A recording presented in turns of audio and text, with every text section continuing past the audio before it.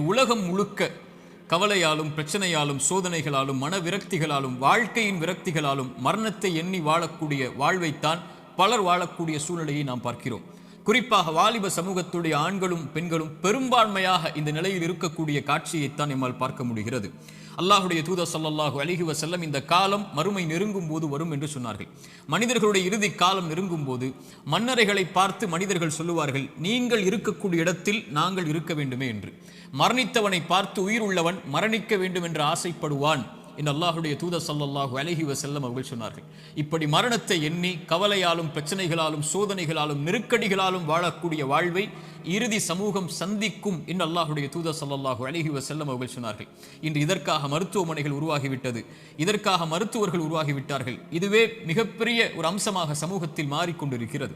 இப்படி சோதனையான காலத்தில் நீங்கள் சோதனைகளை சந்தித்துக் கொண்டிருந்தால், நோயால், செல்வ இழப்பால், கண்ணிய இழப்பால் அல்லது வாழ்க்கையின் நெருக்கடிகளால், உறவுகளுடைய பிரிவால், இது போன்ற எந்த சோதனையில் நீங்கள் சிக்குண்டிருந்தாலும் இந்த செய்தியை செவிதாழ்த்தி கேளுங்கள்.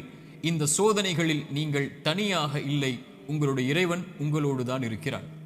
மீண்டும் சொல்கிறேன், இந்த சோதனைகள் எதுவாயினும் கவலை கொள்ளாதீர்கள், நீங்கள் தனியாக இல்லை, இறைவன் உங்களோடு தான் இருக்கிறான். அந்த செய்தி தான் நான் இப்போது உங்களுக்கு சொல்லக்கூடிய செய்தி. குர்ஆன் சொல்லுகிறது, வனப்லூக்கும் பிஷ்ஷர்ரி வல் கைரி ஃபித்னா. அல்லாஹ் நலவிலும் தீயதிலும் சோதனைகளை கொடுப்பான். இறைவனை பொறுத்தவரை நலவை இறைவன் கொடுப்பதும் ஒரு தீயதை உங்களை அணுக வைப்பதும் இரண்டும் இறைவனை பொறுத்தவரை சோதனைதான். உலகத்தை படைத்து மனிதர்களை இந்த உலகத்திலே அனுப்பும் போதே இறைவன் கூறிவிடுகிறான், வலனபுலுவன்னக்கும், நிச்சயமாக திட்டமாக நான் உங்களை சோதித்தே தீருவேன். பசியை கொண்டு சோதிப்பேன், பயத்தை கொண்டு சோதிப்பேன், செல்வ இழப்புகளை கொண்டு சோதிப்பேன், தொழிலின் நஷ்டத்தை கொண்டு சோதிப்பேன், உயிரிழப்புகளை கொண்டு உங்களை நான் சோதிப்பேன் என்று இறைவன் சோதித்தே தீருவான் என்று கூறிதான் மனித இனத்தை இந்த பூமியிலேயே அனுப்பி இருக்கிறான். இந்த பூமியிலேயே சோதனைகளில் இருந்து நீங்கி ஒரு சமூகம் வாழ வேண்டும் என்றால் அவர்கள் யாராக இருப்பார்கள் தெரியுமா? நபிமார்கள், இறை தூதர்கள். ஆனால் அந்த இறை தூதர்கள் தான் இந்த பூமியிலேயே அதிகம் சோதிக்கப்பட்டவர்கள். சோதனை எனக்கும் உங்களுக்கு மட்டும் இறைவனால் கொடுக்கப்படுவதல்ல, நபிமார்கள் தான் இந்த உலகத்திலே சோதனை கொடுப்பதற்கு முதலாவதாக இறைவனால் தேர்ந்தெடுக்கப்படுபவர்கள். குர்ஆன் சொல்லுகிறது, நபிமார்கள் நிராசை அடைந்து நாங்கள் பொய்ப்பிக்கப்பட்டு விட்டோம் என்று எண்ணும் அளவிற்கு அவர்கள் நிராசை அடையும் போதுதான் அந்த சோதனையால், அந்த சிரமங்களால், அந்த கஷ்டங்களால் இறைவன் அவர்களுக்கு வெற்றியை அளிப்பான் என்று குர்ஆன் சொல்கிறது. இறைத்தூதர் ஸல்லல்லாஹு அலைஹி வஸல்லம் அவர்களிடத்திலே கேட்கப்பட்டது, இந்த பூமியிலேயே அதிகமாக சோதனைக்கு உள்ளாக்கப்பட்டவர்கள் யார் என்று. அல்லாஹ்வின் தூதர் ஸல்லல்லாஹு அலைஹி வஸல்லம் அவர்கள் சொன்னார்கள், நபிமார்கள். அவர்களுக்கு பிறகு நல்லவர்கள், அவர்களுக்கு பிறகு அவர்களை பின்தொடர்பவர்கள், அவர்களை பின்தொடர்பவர்கள் என்று அல்லாஹ்வுடைய தூதர் ஸல்லல்லாஹு அலைஹி வஸல்லம் அவர்கள் சொன்னார்கள். மனிதர்களுடைய எல்லோருடைய வாழ்க்கையிலும் இந்த எல்லா சோதனைகளும் பொதுவானது. நானும் நீங்களும் மட்டும் சோதனையில் உள்ளாக்கப்படுவதில்லை என்ற நியதியை நாம் புரிந்து கொள்ள வேண்டும். நமது வலதுபுறம் இடதுபுறம் இருக்கக்கூடிய எல்லோர்களும் சோதிக்கப்படுகிறார்கள். இப்போது பாருங்கள், பலஸ்தீனிலே முஸ்லிம்கள் படக்கூடிய பிரச்சனைகள், அவர்கள் சந்திக்கக்கூடிய சிரமங்கள், அவர்கள் சந்திக்கக்கூடிய உயிரிழப்புகள், பசியால் வாழக்கூடிய மனிதர்கள் நமக்கு முன்னால் வாழ்ந்து கொண்டிருக்கிறார்கள். தண்ணீர் கிடைக்காமல் தாகத்திலே கடல் நீரை குடிக்கக்கூடிய மக்கள் இன்று பலஸ்தீனிலே உண்டு. பசியால் புல்லை, விலங்கினங்களுடைய கழிவை சாப்பிடக்கூடிய மக்களாக இன்று பலஸ்தீன் மக்கள் பசியால் தாகத்தால் வாடுகிறார்கள். மனைவி இல்லை, குழந்தைகள் இல்லை, கணவன் இல்லை, உறவுகள் இல்லை. ஒரு கடைக்கு சென்று திரும்பி வந்த பெண்ணுக்கு குடும்பம் முழுக்க மண்ணில் புதைந்திருக்கிறது. அவர்களுக்கு உணவுக்கு வாய்ப்பில்லை, தண்ணீருக்கு வாய்ப்பில்லை, ஒதுங்குமிடத்திற்கு வாய்ப்பில்லை, பாதுகாப்பிற்கு வாய்ப்பில்லை. அவர்கள் தொழுவதற்கு மஸ்ஜிதுகள் இல்லை பலஸ்தீனில். இந்த சோதனைகளுக்கு முன்னால் எல்லாம் என்னையும் உங்களையும் நிறுத்தி பாருங்கள். நம் சோதனைகள் எல்லாம் ஏமாத்திரும். என்ன அளவு சோதனைகளை சந்திக்கிறோம். இப்படி மனித இனத்தில் அல்லாஹ் அவன் நாடியவர்களை அவன் நாடிய அளவு சோதனைகளை கொடுத்து நெருக்கிக் கொண்டே இருப்பான். இந்த சோதனையில் இருக்கக்கூடிய எனக்கும் உங்களுக்கும் குர்ஆனும் சுன்னாவும் சொல்லக்கூடிய மருந்துகள் என்ன தெரியுமா? முதலாவது மருந்து எடுத்துக்கொள்வோம், அல் ஈமானு பில் கதரி கைரிஹி வ ஷர்ரிஹி. நன்மையாயினும் தீயதாயினும் எதுவாயினும் என் இறைவனின் புறத்திலிருந்துதான் என்னை வந்தடைகிறது. அவன் இந்த சோதனை வருவதற்கு முன்னதாகவே அந்த விதியை நிர்ணயித்திருக்கிறான், அதை அறிந்திருக்கிறான். அந்த சோதனை எனக்கு வருகிறது, இதன் மூலமாக இறைவன் என்னை சுத்தப்படுத்த, என் அந்தஸ்தை உயர்த்த நாடுகிறான், அல்லது என்னை நான் செய்யும் பாவங்களால் தண்டிக்க நாடுகிறான். இதை பின்னால் விளக்குகிறேன். ஆனால் ஒரு முஃமின் சோதனைகள் வரும்போது அவனுடைய உள்ளத்தில் பதிய வைக்க வேண்டிய முதல் அம்சம், இதை என் இறைவன் அறிந்திருக்கிறான். வமா தஸ்குது மின் வரகத்தின் இல்லா யஅலமுஹா. இந்த உலகத்தில் இருந்து ஒரு மரம், அந்த மரத்தில் இருந்து ஒரு இலை கீழே விழ முடியாது என் இறைவனுடைய நாட்டம் இல்லாமல், கல்வி இல்லாமல். இதை அறிந்த இறைவன் என் சோதனையை அறியாமல் இருப்பானா? எனக்கு வரக்கூடிய நோயை, செல்வ இழப்பை, கஷ்டங்களை, சிரமங்களை, பிரிவை என் இறைவன் அறியாமல் இருப்பானா? அல்லது நாம் இன்று உலகத்திலே பார்க்கக்கூடிய எல்லா சோதனைகளையும், பலஸ்தீனில் என்னுடைய சமூகம் படக்கூடிய சிரமங்களை, கஷ்டங்களை, சோதனைகளை, அந்த இரத்தங்களை, அந்த உயிரிழப்புகளை, அந்த பிரிவுகளை, அந்த ஓலங்களை இறைவன் அறியாமல் இருப்பானா? இறைவன் அனைத்தையும் அறிந்திருக்கிறான். ஆனால் அவனுக்கென்று ஒரு நியதி இருக்கிறது, அவனுக்கென்று ஒரு வழிமுறை இருக்கிறது. இந்த சமூகத்தை தூய்மைப்படுத்துவதற்கும் இந்த சமூகத்திற்கு அவன் பாவங்களின் காரணமாக தண்டனைகளை கொடுப்பதற்கும். அல் ஈமானு பில் கதரி வல் கைரிஹி வ ஷர்ரி, நன்மை தீமை அனைத்தும் இறைவனின் புறத்திலிருந்து வருகிறது, அவன் நாடியதால் தான் இது என்னை வந்தடைந்திருக்கிறது என்பதை முதலில் ஒரு முஃமின் ஏற்றுக்கொள்ள வேண்டும். இரண்டாவது மருந்து, இறை நினைவை உள்ளத்திலே கொண்டு வர வேண்டும். இறைவனை உள்ளம் நினைக்க தயாராக வேண்டும். உள்ளத்தின் நோய்க்கு மிகப்பெரிய மருந்து அலா பி திக்ரில்லாஹி தத்மஇன்னுல் குலூப். உள்ளத்தின் நிம்மதியை அல்லாஹ் திக்ரில் வைத்திருக்கிறான், அவனுடைய நினைவில் வைத்திருக்கிறான். ரப்பை ஒருவன் சோதனையில் நினைத்தால் ஃபத்குருனி ஃபத்குரூனி அத்குருக்கும், ஃபத்குரூனி அத்குருக்கும், என்னை நினையுங்கள். ரப்பு சொல்லுகிறான், உங்களை படைத்தவன் சொல்லுகிறான், உங்களை பரிபாலிப்பவன் சொல்லுகிறான், அத்குருக்கும், உங்களை நான் நினைக்கிறேன். அல்லாஹ் அக்பர். அல்லாஹ் நினைத்து விட்டால் உங்களை, உங்களுடைய சோதனைகள் எல்லாம் எம்மாத்திரம் அவனுக்கு நீக்குவதற்கு. உங்கள் நோயில் இறைவன் உங்களை நினைத்து விட்டால் அவனை தவிர வேறு யார் உங்களுக்கு மருந்தை கொடுத்து அந்த நோயை நீக்க முடியும்? செல்வ இழப்பை நீக்க முடியும், பிரிவுடைய கவலைகளை நீக்க முடியும், வாழ்வின் பிரச்சனைகளை நீக்க முடியும். அல்லாஹ்வுடைய தூதர் ஸல்லல்லாஹு அலைஹி வஸல்லம் சொன்னார்கள், அல்லாஹ் கூறுவதாக, ஒரு அடியான் என்னை எப்படி நினைக்கிறானோ அது போன்றே நானும் அவனை நினைக்கிறேன். அவன் என்னை நினைத்தால் நான் அவனோடு இருந்து விடுகிறேன். அவன் என்னை தனிமையில் நினைத்தால் நானும் அவனை தனிமையில் நினைக்கிறேன். அவன் ஒரு கூட்டத்தில் என்னை நினைவு கூர்ந்தால் அவன் நினைவு கூறக்கூடிய கூட்டத்தை விட சிறந்த கூட்டத்தில் நான் அவனை நினைவு கூறுகிறேன் என்று அல்லாஹ்வுடைய தூதர் ஸல்லல்லாஹு அலைஹி வஸல்லம் அல்லாஹ் கூறுவதாக சொன்னார்கள். அவன் தனிமையில் அவன் நினைத்தால் என்னை, நான் அவனை தனிமையில் நினைக்கிறேன். என்னை நினைத்தால் நான் அவனோடு தான் இருக்கிறேன் என்று அல்லாஹ் கூறுகிறான். அல்லாஹ் உங்களோடு இருந்தால் ஏன் கவலை? அல்லாஹ் உங்களோடு இருந்தால் ஏன் பிரச்சனைகள்? அல்லாஹ் உங்களோடு இருந்தால் ஏன் சிரமங்கள்?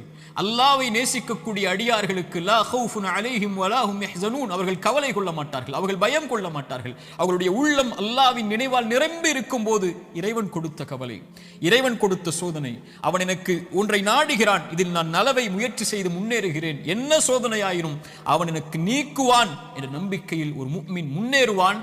ஒரு பாவி இறைவனை குறை கூறி பின்னால் வந்து விடுவான், இறைவனை மறந்து பின்னால் சென்று விடுவான், இறைவனை ஏசி அல்லது சபித்து நீ எல்லாம் இறைவனா என்று சோதனையில் அவனை தூற்றிவிட்டு பின்னால் வந்து விடுவான். ஒரு முஃமின் அவனை அதிகம் அதிகம் நினைவு கூறுவதற்கு தயாராகுவான். மூன்றாவது துஆ, அவனை அழைக்க வேண்டும், நினைத்த இறைவனை அழைக்க வேண்டும். அழைப்பதுதான் சோதனைகளை நீக்கும். கரம் ஏந்தி உங்களுடைய சோதனைகளை முறையிட்டு நீங்கள் அல்லாஹ்வை அழைக்காமல் சோதனை நீங்கும் என்று நினைப்பது பகலில் கனவு காண்பது தான், நடக்கவே நடக்காது. இறைவனை அழைத்தால் தான் சோதனைகள் நீங்கும். நபிமார்கள் அழைத்தார்கள், நபி யூனுஸ் அழைத்தார்கள் அல்லாஹ்வை, லா இலாஹ இல்லா அன்த சுப்ஹானக் இன்னி குன்து மினல் ஸாலிமீன். உறவுகளை விட்டு நீங்கி, உலகத்தை விட்டு நீங்கி செய்த ஒரு சிறிய தவறால் மீன் வயிற்றில் அகப்பட்டு இருளில் கிடக்கக்கூடிய ஒரு நபி, அவர்களுக்கு தெரியும் இந்த இருளில் இருந்து யாரும் என்னை நீக்க முடியாது, என்னை விளக்கி கொண்டு வர முடியாது, மீன் வயிற்றுடைய இருள் சூழ்ந்திருக்கிறது. உங்களுடைய வாழ்க்கையும் இருளால் சூழப்பட்டிருந்தால் அல்லாஹ்வுடைய தூதர் சொன்னார்கள், யூனுஸ் அழைத்த அந்த பிரார்த்தனையை நீங்களும் அழையுங்கள், அல்லாஹ் உங்களையும் அந்த பிரச்சனையில் இருந்து நீக்குவான். லா இலாஹ இல்லா அன்த சுப்ஹானக், வணக்கத்துக்குரிய இறைவனை, உன்னை தவிர வணங்கத் தகுதியானவன் யாரும் இல்லை, நீ பரிசுத்தமானவன். இன்னி குன்து மினல் ஸாலிமீன், நான் அநீதம் செய்பவன் யா அல்லாஹ், அநீதத்திற்கு உள்ளானவன் யா அல்லாஹ், எனக்கு இந்த சோதனைகளை நீக்கு யா அல்லாஹ் என்று அவன் கேட்பான். அல்லாஹ் அந்த சோதனையை நீக்குவான். நான் செய்த பாவத்தால் எனக்கு இந்த சோதனை என்றால் இதோ விடுகிறேன் யா அல்லாஹ், நீக்கு யா அல்லாஹ். நபி யூனுஸ் அழைத்தார், அல்லாஹ் நீக்கிறான். நபி மூசா அழைத்தார், அல்லாஹ் நீக்கிறான். நபி இப்ராஹிம் அழைத்தார்கள், அல்லாஹ் நீக்கினான். நபி தாவூத் அழைத்தார்கள், அல்லாஹ் நீக்கினான். நபி நூஹ் அழைத்தார்கள், அல்லாஹ் நீக்கினான். நபி ஜக்கரியா அழைத்தார்கள், அல்லாஹ் நீக்கினான். நபி அய்யூப் அழைத்தார்கள், அல்லாஹ் நீக்கினான். முஹம்மது ரசூலுல்லாஹ் ஸல்லல்லாஹு அலைஹி வஸல்லம் அழைத்தார்கள், அல்லாஹ் நீக்கினான். நாம் அழைத்தோம் அல்லாஹ்வை, நாம் கேட்டோம் அல்லாஹ்விடத்தில், நாம் முறையிட்டோமா, யா அல்லாஹ் இந்த சோதனையால் சிரமப்படுகிறேன், அவதிப்படுகிறேன், கஷ்டப்படுகிறேன், இன்னல் படுகிறேன், கண்ணீர் வடிக்கிறேன், எனக்கு இந்த சோதனையை நீக்கு யா அல்லாஹ், என் பாவத்தின் மூலமாக வந்திருந்தால் இதோ இந்த பாவங்களை விட்டு விலகி வருகிறேன் யா அல்லாஹ், என் கவலையை நீக்கு என்று கேட்டிருக்கிறோமா? அல்லாஹ்வுடைய தூதர் ஸல்லல்லாஹு அலைஹி வஸல்லம் ஒரு நபித்தோழரை பார்க்கிறார்கள். பள்ளியில் தொழுகை அல்லாத நேரத்தில் அவரை பார்த்து கேட்டார்கள், ஏன் தோழரே பள்ளிக்கு வந்திருக்கிறாய் இந்த நேரத்தில்? அவர் சொன்னார், யா ரசூலல்லாஹ் கடன், யா ரசூலல்லாஹ் கவலைகள், உள்ளம் நிரம்பி இருக்கிறது அல்லாஹ்வின் தூதரே. அல்லாஹ்வுடைய தூதர் ஸல்லல்லாஹு அலைஹி வஸல்லம் சொன்னார்கள், நான் உனக்கு ஒரு துஆவை சொல்லித் தருகிறேன், அதை நீ ஓதினால் அல்லாஹ் ரப்புல் ஆலமீன் உனக்கு இந்த சோதனைகளில் இருந்து வெளியேறக்கூடிய வாய்ப்பை அல்லாஹ் ரப்புல் ஆலமீன் உனக்கு தருவான். என்ன அல்லாஹ்வின் தூதரே அந்த பிரார்த்தனை? அல்லாஹும்ம இன்னி அஊது பிக மினல் ஹம்மி வல் ஹஸன், அல்லாஹும்ம இன்னி அஊது பிக மினல் ஹம்மி வல் ஹஸன். யா அல்லாஹ், என்னுடைய துக்கம், என்னுடைய எதிர்காலம் என்ன ஆகப் போகிறது, நான் எதை நோக்கி செல்லப் போகிறேன், என்னுடைய வருமானம் என்ன ஆகப் போகிறது, இவ்வளவு கஷ்ட இழப்புகளை சந்தித்து விட்டேனே, இனிமேல் என்ன ஆகப் போகிறது என்ற கவலையில் இருந்தால் யா அல்லாஹ் அந்த துக்கத்தை நீக்கு யா அல்லாஹ், எதிர்கால கவலைகளை பற்றிய கவலையை உள்ளத்திலிருந்து நீக்கு யா அல்லாஹ். வல் ஹஸன், என்னுடைய முன்னால் நான் செய்த பாவங்கள், முன்னால் என் வாழ்க்கையில் நடந்த நிலைகள், நான் சந்தித்த இழப்புகள், அதனால் என் உள்ளம் துவண்டிருக்கிறது. எதிர்காலத்தை பற்றியும் கடந்த காலத்தில் நான் செய்ததை பற்றியும் என்னுடைய உள்ளம் கவலை கொண்டு நடக்க முடியாமல், நகர முடியாமல் இருக்கிறேன் யா அல்லாஹ், அதை நீக்கு யா அல்லாஹ். எதிர்காலத்தை பற்றிய கவலையை நீக்கு, கடந்த காலத்தை பற்றிய நினைவுகளை நீக்கு, இனிமேல் வாழக்கூடிய வாழ்க்கையை சரிபடுத்து என்று இறைவனை அழைப்பான். அல்லாஹும்ம இன்னி அஊது பிக மினல் ஹம்மி வல் ஹஸன் வ அஊது பிக மினல் அஜ்ஸி வல் கஸல். யா அல்லாஹ், இயலாமை, என்னால் இனிமேல் என்ன செய்ய முடியும், என்ன இருக்கிறது என்னிடத்தில், எதை கொண்டு சொல்லுவேன் என்ற பயம், இயலாமை என்னிடத்தில் இருக்கிறது. யா அல்லாஹ், கசல், சோம்பேறித்தனத்தால் சோம்பலில் இருக்கிறேன், என்னால் முடியும் யா அல்லாஹ், ஆனால் எழ முடியவில்லை, என்னால் இந்த சோதனைகளை கடக்க முடியவில்லை, என்னிடத்திலே தைரியம் இல்லை யா அல்லாஹ், தைரியத்தை கொடு, அதை செய்து முடிக்கக்கூடிய உறுதியை கொடு. வஅஊது பிக மினல் அஜ்ஸி வல் கஸல் வஅஊது பிக மினல் ஜுப்னி வல் புகுல். யா அல்லாஹ், கஞ்சத்தனத்தை விட்டும், யா அல்லாஹ் கோழைத்தனத்தை விட்டும், யா அல்லாஹ் கடன் என்னை மிகைப்பதை விட்டும், மனிதர்கள் என்னை ஆக்கிரமிப்பதை விட்டும் என்னை பாதுகாத்து விடு யா அல்லாஹ். இந்த அல்லாஹ்வுடைய தூதர் ஸல்லல்லாஹு அலைஹி வஸல்லம் அந்த துஆவை அந்த தோழருக்கு கற்றுக் கொடுத்தார்கள். இதை ஓதக்கூடிய வழக்கம் உள்ளவர்களாக மாற வேண்டும். இப்படி அல்லாஹ்வை அழைக்கக்கூடிய முறையிலெல்லாம் இதா சஅலக இபாதி அன்னி ஃபஇன்னி கரீபுன் உஜீபு தஅவத தாஇ இதா தஆன், அழைப்பவர்கள் அழைத்தால் அந்த அழைப்பிற்கு இவன் பதில் கொடுக்காமல் இருப்பதில்லை. அல்லாஹ்வின் தூதர் சொன்னார்கள், ஒரு மனிதன் ஒரு முஃமின் அல்லாஹ்விடத்திலே கரம் ஏந்தி அவனுடைய கரம் அல்லாஹ் கொடுக்காமல் கீழே விழுந்தால் அவன் கேட்பதை இறைவன் வெட்கப்படுகிறான் என்று அல்லாஹ்வுடைய தூதர் ஸல்லல்லாஹு அலைஹி வஸல்லம் சொன்னார்கள். அல்லாஹ்வை அழையுங்கள். கடைசியாக இந்த நேரத்தில் சுருக்கமாக சொல்கிறேன், மீண்டும் சொல்கிறேன், நோயால் சிரமப்படுகிறீர்களா, இழப்புகளால் சிரமப்படுகிறீர்களா, பிரிவால் சிரமப்படுகிறீர்களா, கடினமான காலத்தை வாழ்க்கையில் கடக்கிறீர்களா, ஒருபோதும் அல்லாஹ் உங்களை கைவிட மாட்டான். உங்களை விட இறைவன் உங்கள் மீது நேசம் கொண்டிருக்கிறான். கவலை கொள்ளாதீர்கள். நீங்கள் தனியாக ஒருபோதும் இல்லை. உலகமெல்லாம் உங்களுக்கு எதிராக இருந்தாலும் நீங்கள் தனியாக இல்லை. அவன் உங்களோடு இருக்கிறான். அவன் உங்களோடு இருந்தால் இந்த உலகத்தில் யார் உங்களோடு இல்லை என்றாலும், இந்த உலகமே உங்களை வெறுத்திருந்தாலும், உலகமே உங்களை புறக்கணித்தாலும் கவலை கொள்ளாதீர்கள். அது போதும் நமக்கு. இறைவன் உங்களோடு இருந்தால் அது போதும். உலகமெல்லாம் உங்களோடு இருந்து இறைவன் உங்களோடு இல்லை என்றால் அதைவிட நஷ்டம் இல்லை.